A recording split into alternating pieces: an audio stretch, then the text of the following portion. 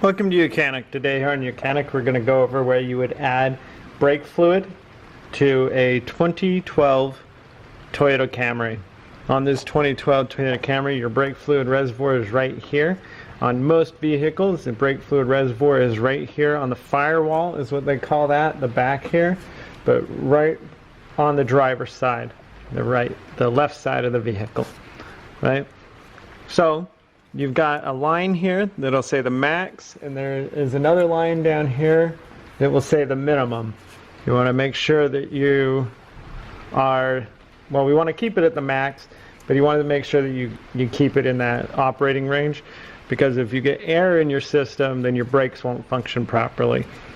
And so this is a very closed system, so if it continues to go down and you're constantly adding brake fluid, well, then you definitely got a leak somewhere, and you're gonna have to check the brake system out and make sure and find that leak and repair it.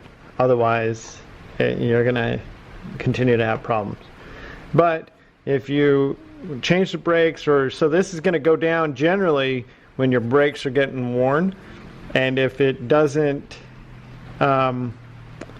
when it gets low, well, then you also can know that your brakes might be time to be replaced, right?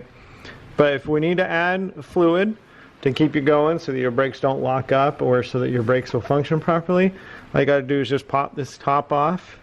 You put brake fluid in right there. They suggested that you fill it up from an unopened container so that you don't have any moisture that goes in with it, right? And then you would put it in there. This says to use .3 brake fluid, and then just push the cap back on. And so you use your .3 brake fluid, and that is where you would add brake fluid on your Toyota Camry. Thanks for watching YOUCANIC, where you can be the mechanic.